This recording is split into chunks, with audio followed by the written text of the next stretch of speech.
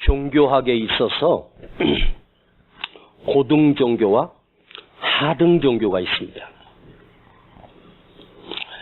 고등 종교와 하등 종교가 어떻게 분류가 되냐면, 고등 종교는 자기를 부인하는, 즉 자기 자신을 절제하는 신앙이 바로 고등 종교고, 하등 종교는 오직 자기 이득과 자기 이익을 위해서 비나이다, 비나이다.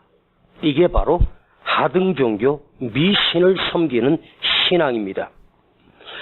그래서 고등 종교는 종교학에서 기독교와 불교와 이슬람교를 고등 종교라고 하는데, 이 세 종교에는 자기를 부인하는 것이 있습니다. 그런데 이 고등 종교가 타락하면서 나타난 현상이 있습니다. 바로 성직자가 급증을 하는 것입니다. 고려 말기에 불교가 타락할 때 온 고려에는 온통 중들이, 승려들이 넘쳐났어요. 당시의 티벳 라마교 승려들이, 여러분, 온 국민의 70%가 승려였다고 하는 것입니다. 지금 태국에 가면 태국의 그 작은 나라의 절의 숫자가 여러분 무려 33,000개에 이른다고 합니다. 그리고 승려가 무려 45만 명입니다. 중이 45만 명. 대단한 것입니다. 가톨릭이 부패할 때도 유럽 대륙에 신부들이 넘쳐나기 시작했답니다. 왜 그럴까요? 자기 부인이 없기 때문입니다. 자기를 부인하는, 나를 죽이는, 나를 절제시키는 자기 부인이 없기 때문에 너도 나도 성직자가 되겠다고 나섰던 것입니다. 즉 지금이 아닌 내일과 미래와 영원한 것을 위해서 자기 삶을 살았다는 것은 사실은 말처럼 쉬운 일이 아닙니다. 이 종교가 타락하면서 자기 부인,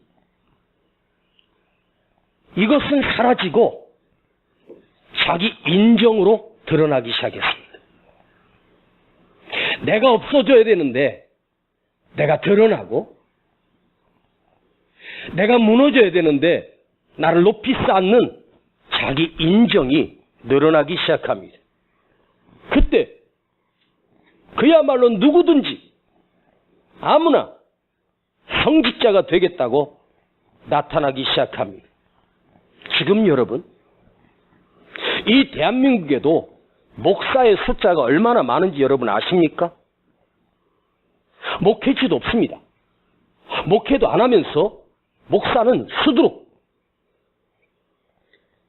예전에는 남자만이 목사였는데 지금은 여자 목사가 남자 목사를 앞지르고 있다는 것입니다. 지금 무인가 신학교를 가보면 여러분 90%가 여자입니다. 그것도 90%가 50대 이상. 신학을 공부해서 그 나이에 목사가 되겠다는 사람들이 넘치고 있다는 거예요. 종교가 타락하면서 나타나는 두 번째 현상은 종교의 기관들이 넘치기 시작합니다. 무슨 단체니, 협의회니, 총회니, 총연합회니. 우리 기독교에도 기독교 총연합회라고 있습니다. 그래서 온 교단이 다 합치는 총연합회. 그런데 거기를 인정하지 않는 교회가 60%가 넘는다는 거예요. 저 또한 기독교 총연합회라고 하는 기구가 있어도 거기 회비 한 푼 내지도 않지만 관심도 별로 없습니다.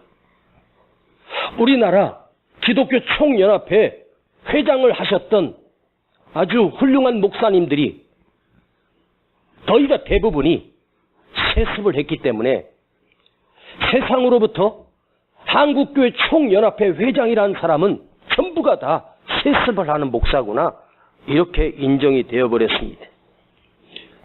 성직자가 많다 보니까 뭉쳐 산다는 거죠. 그래서 기독교 총연합회에서도 이번에 태극기 집회에 무려 몇만 명을 동원했다가 세상으로부터 지탄을 받고 있습니다. 세 번째 나타나는 종교 타락의 현상이 뭐냐면 바로 기복신앙의 급증입니다. 여러분, 기복신앙은 하나님 앞에서 나를 낮추고 나를 죽이고 하나님의 뜻에 순종하는, 즉 하나님 앞에서 나의 성장과 변화가 있어야 되는데 내 앞에서 하나님이 복 주시는 하나님, 내가 빌기만 하면, 내가 요구하기만 하면, 내가 원하기만 하면 하나님이 언제든지 내게 복을 주시는 송아지 신앙으로 변질돼 버린 이 기복 신앙이에요. 자기 변화는 전혀 없이 신을 다르고 올려서 비나이다 비나이다 복을 주시는 그런 기복주의가 지금 흘러 넘치고 있습니다. 불교가 타락하면서 승려들이 재산이 어마어마하게 축적을 했다는 거예요. 고급 술집을 다니고 그곳에서 종들이 모여서 도박을 하고 그게 언론에 나오고, 무소유 정신이 불교 신앙인데 불교 정신이 변질돼서 승려들이 여러분 고급 술집을 드나들고, 우리 교단에도 대한예수교 장로회 합동이면 한국 교회 중에서 가장 큰 교단이고 가장 모범이 돼야 될 보수적 교단임에도 불구하고 이런 비리들이, 그것도 대표자들이 얼마나 많이 나왔는지 모릅니다.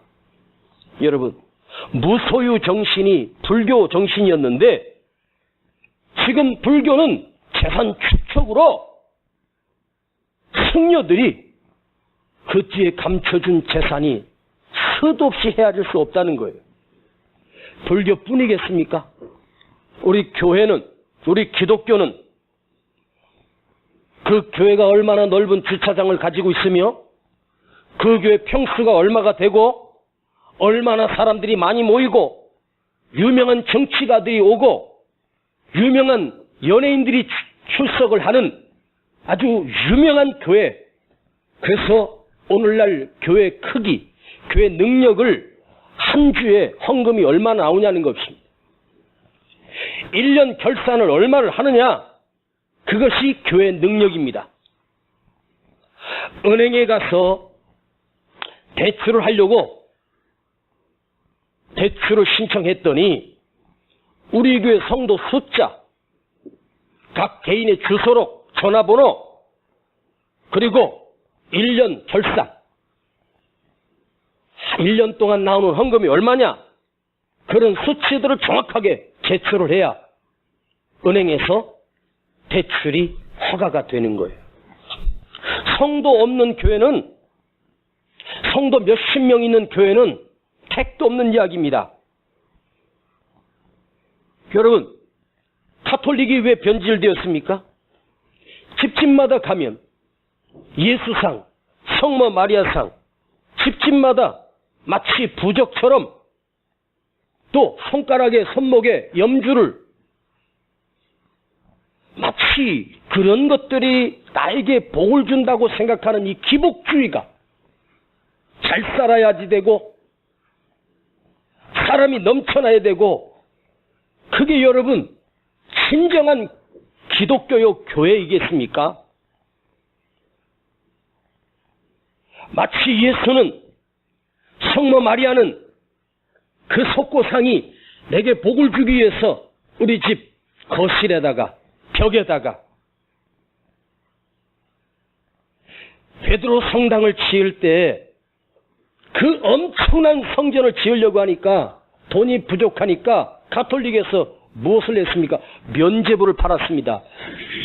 면죄부를 하면 죽은 아버지, 죽은 할아버지, 죽은 어머니가 지금 천국에 못 가고 연옥이라고 하는 곳에 있는데, 이제 그분을 네가 헌금을 많이 하면 그분을 위해서 면죄부, 죄를 사하는 헌금을 드리면 거기서 천국으로 올라갈 수 있다는 거예요. 이미 죽었는데. 그래서 엄청난 헌금을 걷어들여서 교회를 지었습니다.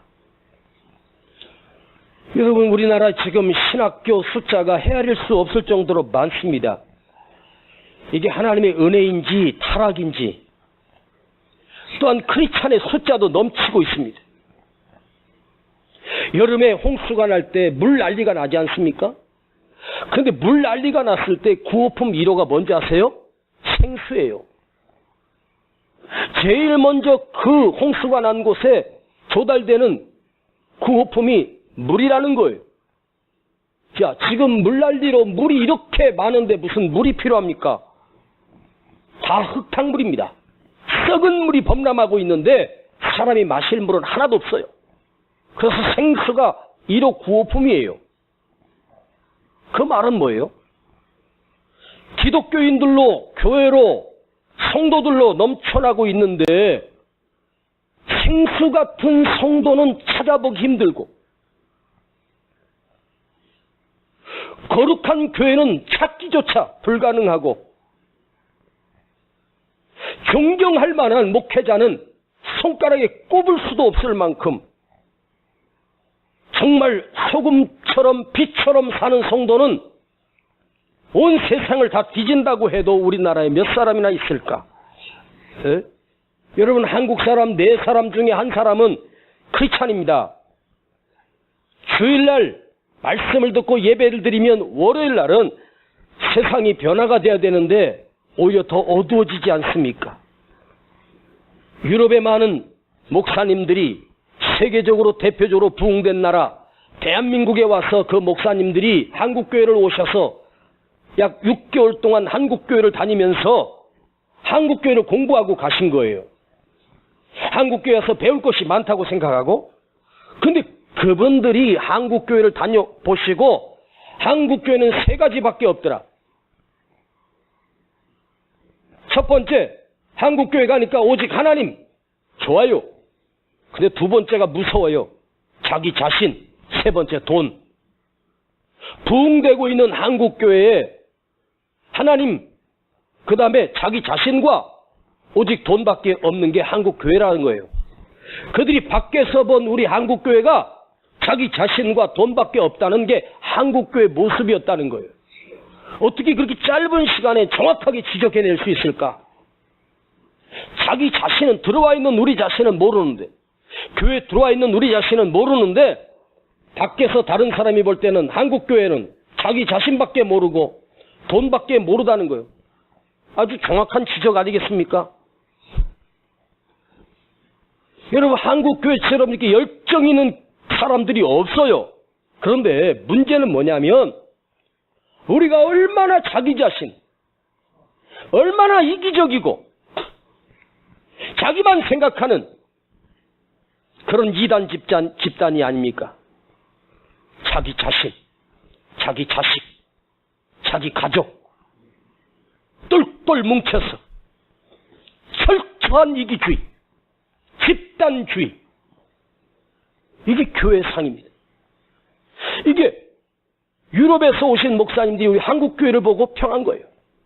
그러면 우리 교회는 없는지 아십니까? 여러분은 없습니까?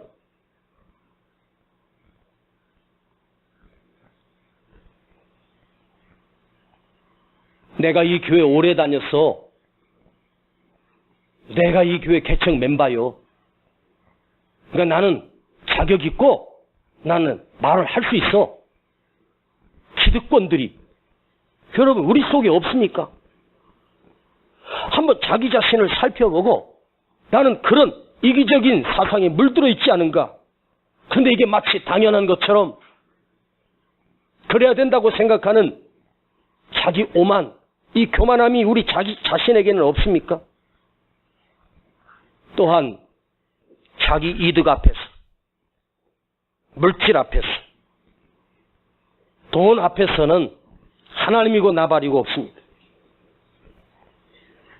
그래서 주일날이라도 돈만 많이 준다면 예배고 뭐고 내 이득 되는 곳에 가서 주일을 빼먹고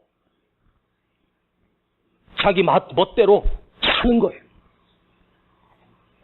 우리가 주일을 범하는 이 죄가 아무것도 아닌 것 같아도 여러분이 주일을 지키지 못하고 내가 세상 일에 내 개인의 일에 그 일이 얼마나 중요한지는 모르겠지만 정말로 생명을 버릴 만큼 중요한 일이었습니까? 내가 정말로 몸이 중환자가 되어서 걷지도 못하고 손도 제대로 못 쉬는 침대 위에 누워 있어서 그런 사람이 주일을 못 지키는 것은 어쩔 수 없는 거예요. 근데 여러분이 주일을 범하는 것을 가만히 생각해 보십시오. 자기 이득 아닙니까? 영적인 게으름이고, 그러면서 또 하나님 앞에 나서는 복을 달라는 거예요. 우상을 섬기고 송아지를 섬기는 광야의 이스라엘 백성과 전혀 다르지 않다는 것입니다. 대형교회는요, 몰려드는 교인들을 안 놓치려고 지교회를 만들었습니다. 강남성전, 강북성전, 무슨 성전 해가지고 막 지성전을 세워서 문어발식으로. 제가 잘 아는 목사님도 교회가 크게 성장을 했는데 또 저기 신도시에다가 지교회를 하나 세웠어요. 그리고 이 목사님 본 교회에서 10시 반에 예배를 인도하고 총알 택시를 타고 한 40분을 달려서 그 교회 가서 또 예배를 또 드려요. 그리고 또 거기서 또 다시 인천으로 와서 또 오후 예배를 드리고, 바빠요, 바빠. 그렇게 다니다가 교통사고가 나서 중태에 빠졌다는 거예요.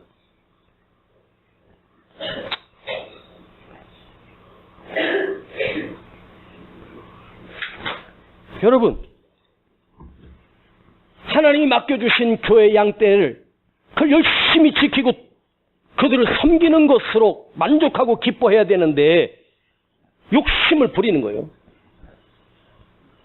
그 지성전에 성도들이 빠져나가니까 일주일 동안 그 담임 목사가 무슨 특별 세미나라고 해서 성도들을, 직분자들을 모아놓고 세미나를 했는데 그 세미나 내용이 뭐냐면 교회 떠나면 저주받는다. 누구 교회를 옮겼더니 그 다음날 교통사고 나서 뭐 했다더라. 누구는 부도 나가지고 쫄딱 망했다더라.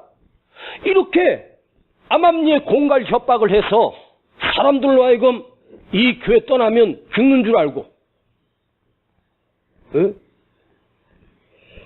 제가 지방에 집회를 갔는데 그 집회에 오신 어떤 권사님이 식사 대접을 하면서 하는 말이 얼마 전에 자기가 다니던 교회에서 나왔다는 거예요. 아, 그러시냐고. 근데 그 교회 목사님은 설교 때마다 거의 메뉴가 빠지지 않고 교회 옮기면 죽는다, 저주받는다. 그래서 그 성도들은 교회를 옮기면 죽는 거로 알고 있고, 어쩌다 한 사람이 교회를 떠났어요. 그러면 강단에서 아주 대놓고 그 사람 막 저주를 퍼붓는다는 거예요. 그게 처음에는 그게 세뇌가 돼가지고 그런 것처럼, 당연한 것처럼. 그런데 이게 진리가 아니고, 그래서 오랫동안 갈등하다가 교회를 나왔다는 거예요. 그래서 지금도 뒤에서 사람들이 수시로 전화가지고 막 저주받으라 그러고 막 잠을 못 자겠다는 거예요. 그래서 제가 그 권사님을 위로해 줬어요.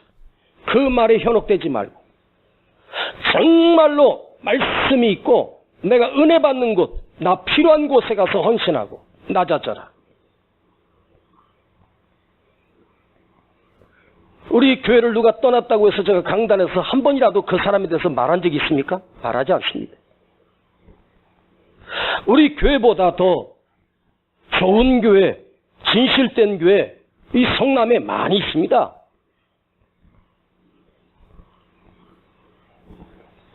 교회를 옮긴다고 여러분 저주 안 받아요. 그런데 개인의 안위와 내 욕심을 위해서 교회를 옮기는 것 또한 문제가 많아요. 오늘날 성도들은요, 자기 마음에 조금만 안 들면 옮겨버려. 여러분 멀리 이사를 갔는데 도저히 올 수 없잖아요. 그럼 당연히 옮겨야죠. 교회가 만일 강단에서 이단 사상이나 왜곡된 하나님의 말씀을 선포한다면, 진리의 말씀이 아닌 세상적인 엉터리 말씀을 선포한다면 그건 당연히 옮겨야 되는 거예요. 네? 오늘날 여러분, 이 대한민국의 현실의 문제가 바로 교회로부터 시작되는 것이 아닙니까? 그런데 세상은 교회가 썩었다 하는데 우리는 괜찮다고 생각합니까? 자기 자신부터, 나 자신부터 내가 부패했구나, 내가 변질됐구나. 세상 썩었다고 말하기 전에 우리 자신이 썩었다고 여러분 인정할 수 있는, 자기 자신을 바라볼 수 있는 그런 은혜가 있기를 축복합니다. 예수님이 오셨을 그 당시에도 여러분, 그 유대 종교는 썩을 대로 썩어서 성전이 장사의 마당이 되어버렸습니다.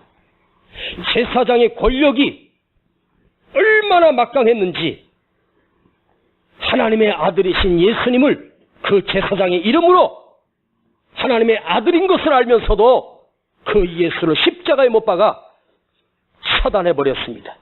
이것이 유대교의 현실이었습니다. 자, 그 같은 상황에 청년 사울, 그 열정적인 청년이 등장합니다. 그는 로마의 시민권을 가지고 있었고 최고의 가마리엘 문화에서 공부를 한 수재 중의 수재였습니다. 그는 자기가 속한 유대교에 충성된 열성분자였습니다.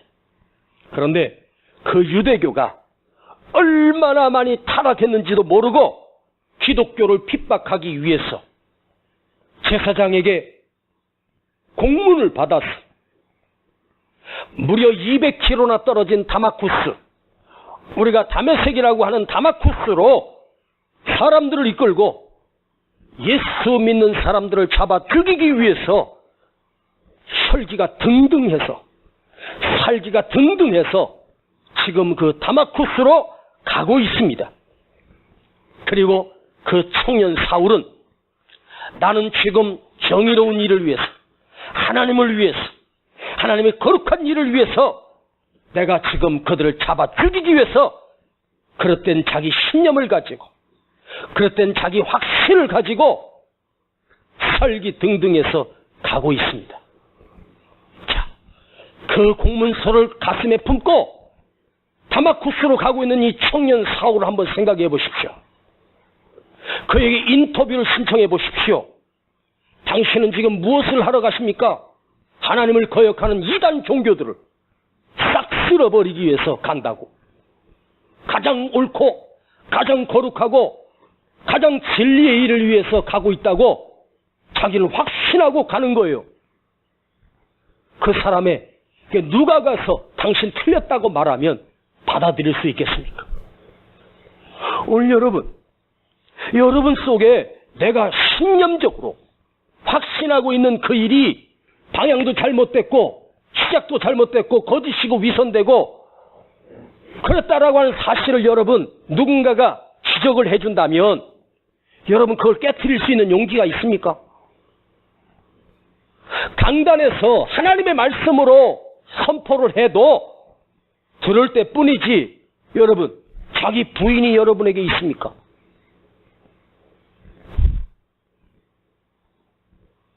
들을 때뿐이지 않습니까? 사람이 그를 말릴 수가 없어요.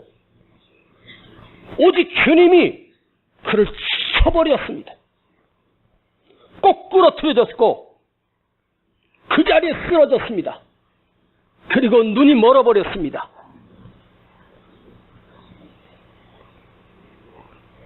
그래야 그 악랄한 인간은 변화가 일어나는 거예요. 응? 우리는 쉽게 사도 바울처럼 주님이 그 인생을 바꿔서 주님의 도구로 사용하셨다. 여러분, 그 고집과 아집이 얼마나 무서웠으면 주님이 박살내서 눈을 뽑아버리고 장님 만들어 소경 만들어 버려야 여러분 깨달을 수 있는 사람. 그러니까 주여 나도 함부로 사울처럼 변화를 주옵소서 함부로 기도하지 마요. 야, 그 역시 위대한 사도 바울이니까 위대한 경험을 했구나. 아니에요. 얼마나 고집불통이면 이 정도 박살나야지 깨닫는구나. 에? 그러니까 오늘도 여러분 말씀 앞에서 깨닫고 그런 말 있잖아요. 좋은 말로 할 때 들어. 얻어 터지기 전에 오늘 우리 자신에게 앞을 볼 수도 없고 아무것도 먹을 수 없고 그렇게 살기 등등하고 혈기 등등하던 사울 청년이 소경이 되니까 사람에게 이끌려서 어디로 가서 아무것도 먹을 수조차 없고 3일 동안 눈을 감긴 채 아무것도 못하고 있는 그야말로 무능한 존재가 돼버리고 말았어요. 여러분, 왜 주님이 그 사울에게 이렇게 하셨을까요? 그의 잘못된 눈을 감겨버리게 하시려고. 세상에 물들었던 자기 고집과 자기 아집의 눈을 주님이 뽑아가신 거예요. 여러분, 우리의 시선이 잘못 보고 있는 눈, 엉터리 눈, 보아야 할 것을 보지 못하고 보지 말아야 될 것만 보면서 자기 고집에 갇힌 그 눈을 여러분 주님이 뽑아버렸듯이 내 눈도 뽑혀야 우리는 사도 바울처럼 하나님 앞에 온전히 쓰임받는 사람이 되지 않겠습니까? 오늘 이 사울의 눈이 잘못되었다. 우리는 객관적으로 제3자 입장에서 이 잘못된 눈이구나 봅니다. 그런데 한번 생각해 보십시다. 내 눈이, 그대의 눈이 잘못된 눈으로 판단하고 잘못된 눈으로 생각하고 잘못된 눈으로 사람을 지적하지는 않았는가? 여러분, 인간은요 자기 보는 대로 평가합니다. 자기 보는 대로 말하고 자기 보여지는 대로 삽니다. 그런데 정작 내가 보는 눈이 잘못됐다라고 하는 생각은 전혀 하지 않습니다. 내 눈이 멀었다는 사실을 모른다는 거예요. 사울처럼 엉터리 신념에 사로잡혔어. 하나님을 내가 제일 먼저 사랑하고 제일 많이 사랑하고 하나님을 따른다고 생각하고, 근데 사실은 사울은 하나님과 원수된 자의 자리에서 살고 있었습니다. 예? 여러분, 한국교회 총체적인 변질만이 아니라 그 안에 들어있는 나 자신이 총체적으로 변질되어 있음을 이 시간 인정합시다. 그런데 한번 생각해봐요. 왜 주님은 그 사울 청년의 그 기관들 중에 왜 하필이면 눈을, 그 많은 기능 중에 눈을 멀게 하셨을까? 귀를 멀게 해서 말을 못하게 하고 때로는 다리를 분지러뜨려서 걷지 못하게 하지 아니하시고 왜 눈을 감기게 해주셨을까? 여러분, 잘못된 시선이 말로 나오고 잘못된 시선이 듣게 하고 잘못된 시선이 가게 하고 잘못된 시선이 손으로 행하게 하거든요. 시선이 잘못되면 생각이 잘못되고 시선이 잘못되면 마음이 변질되고 시선이 잘못되면 영혼이 병들어 버리는 거예요. 그래서 이 잘못된 시선을 주님이 뽑아가 버린 거예요. 잘못된 시선. 그래서 얼마나 많은 사람을 죽였습니까? 그래서 그 잘못된 눈을 감겨버렸어. 그래야 다른 사람을 죽이려 갔던 그 눈이 크게 아멘 해봐요. 살리는 눈으로. 위대한 사도 바울로 살리는 눈으로, 생명의 눈으로 바뀌지 않았습니까? 우리 잘못된 옛것에 대하여 세상을 보여지는 그 눈이 오늘 여러분 멀어져야 합니다. 새 사람이 되려면 보는 것이 바뀌는 것으로 시작합니다. 보여지는 것이 바뀌어야 돼. 자, 우리 그래요. 안 보이는 사람은 눈이 멀었다. 눈 멀었네. 이 말은 뭐요? 잘못된 것이 멀리 가버렸어요. 안 보이도록. 그래서 우리 시선이 달라져야 돼요. 오이디푸스라고 하는 장수가 군대를 이끌고 테베에 라오스 왕을 쳤습니다. 그리고 라오스 왕을 죽이고 그 왕비 아우카를 자기 아내로 삼았습니다. 그리고 그 나라의 황제가 됐습니다. 뒤늦게 이 오이디푸스는 자기 자신이 죽였던 그 라오스 왕이 바로 자기 친아버지였다는 사실을 알게 됩니다. 그리고 그 아내를 빼앗아 자기 아내를 삼았던 이오카스테르가 자기 친모였다는 사실을 알게 됩니다. 큰 충격을 받았습니다.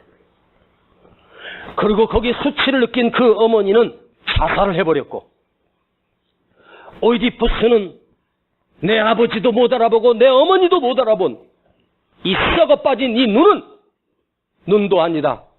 그리고 장수로 시켜서 칼로 자기 두 눈을 오려내달라고 요구합니다. 그리고 두 눈을 칼로 푹 파서 오려내버렸습니다. 몇설 동안 붕대를 감고 그는 그 눈이 회복될 때까지 누워 있었습니다.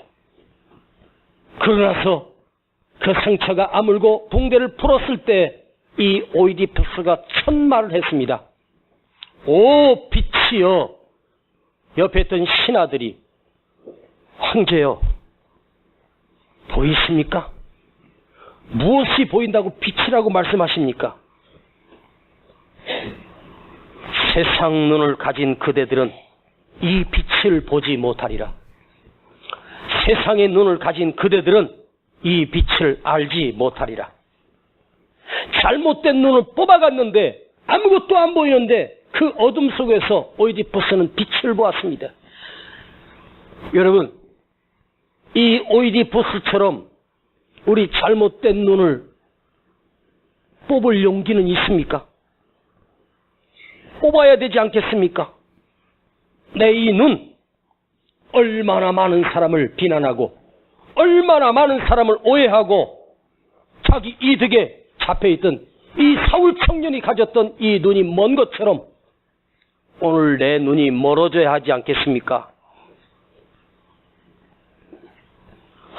오늘 하나님이 주신 이 두 눈으로 얼마나 많은 사람을 오해하고 비난하며 범인으로 몰아세웠던 이 눈을 뽑아버리십시다. 그리고 주님 앞에 정직하게 회개하십시다. 오늘 나의 두 눈으로 많은 사람을 정죄하고 많은 사람을 아프게 하고 미워했던 이 두 눈을 뽑아버리시고 주님 앞에 회개하십시다. 그리고 주여 이 눈 가져가시고 사흘 뒤에 비늘이 벗겨져 다음 시간에 이 말씀을 묵상하기로 하고 이 눈이 오늘 멀어지게 하옵소서. 세상의 자기 욕망과 욕심으로 보여지는 이 눈을 주여 감기게 해 주옵소서. 그리고 새 눈을 뜨게 하옵소서. 그런 은혜가 있기를 축복합니다. 아버지 하나님, 오늘 사울 청년의 두 눈이 감겨져 버려 아무것도 볼 수 없고 아무것도 먹을 수 없고 마실 수 없는 그야말로 무능한 상태가 되었습니다. 주여, 오늘 이 사울의 모습이 오늘 우리의 모습이 되게 하옵소서. 오늘 내가 보는 이 썩어 빠진 눈, 잘못된 시선들로 인하여 세상이 죽어가고 있고 얼마나 많은 사람을 죽이고 믿음의 사람들을 핍박하고 있습니까? 나는 네가 핍박하는 예수라. 사울을 향하여 말씀하셨던 주님의 음성을 나도 듣게 하여 주시옵소서. 우리가 주님의 이름으로 주님을 핍박하는 사람은 아닙니까? 주여, 오늘 나의 잘못된 시선, 이 썩은 이 두 눈을 뽑아 주시옵소서. 그리고 새롭게 눈을 뜨게 하옵소서. 우리 영적인 눈이 다시 열려지게 하옵소서. 예수님의 이름으로 기도하옵나이다. 아멘. 내 어두운 눈, 내 어두운 눈 밝히시니 참 기쁘고 고마우나 그보다도 원하옵은 정결한 마음 주옵소서. 물 가지고 날 씻든지 불 가지고 태우든지 내 안과 밖 다 닦으사 내 모든 죄 멸하소서. 나 행한 것 죄뿐이니 비옵기는 나의 몸과 나의 마음을 깨끗하게 하옵소서. 물 가지고 날 씻든지 불 가지고 태우든지 내 안과 밖 다 닦으사 내 모든 죄 멸하소서.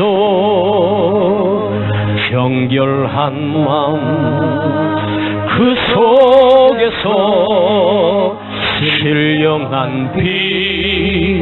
비치오니 그러한 마음 나 얻으면 눈까지도 밝으리다. 물 가지고 날 씻든지 불 가지고 태우든지 내 안과 밖 다 닦으사 내 모든 죄 멸하소서. 못된 행실 다 고치고 죄질 생각 다 버려도 주 앞에서 정결타고 자랑치는 못하리라. 물 가지고 날 씻든지 우리 자리에서 일어나셔요. 불 가지고 태우든지 내 안과 밖 다 닦으사 내 모든 죄 멸하소서. 우리 시간 하나님 앞에 내 잘못된 눈, 병들어버린 눈, 자기 이득과 욕심으로 잘못된 시선을 가지고 있는 이 두 눈을 아버지 앞에 내려놓고 회개하십시다. 내가 믿고 내가 헌신하다고 하는 내 신념 자체가 처음부터 잘못됐고 처음부터 틀렸음을 여러분 왜 인정하지 못하십니까? 그게 맞다고요? 사울같이 자기 신념으로 자기는 하나님을 위해서 일한다고? 근데 이것이 하나님을 핍박하는 일임을 여러분 아십니까? 오늘 주여 나의 잘못된 눈을 주여 용서하여 주시고 주님 앞에 내려놓고 회개하오니 오늘 사울처럼 눈이 감기게 하옵소서. 이 어두워진 눈이 어두워지게 하옵소서. 영적으로 무너진 눈이 다시 감기게 하옵소서. 우리 함께 주님 앞에 철저하게 회개하는 마음으로 기도하십시오. 아버지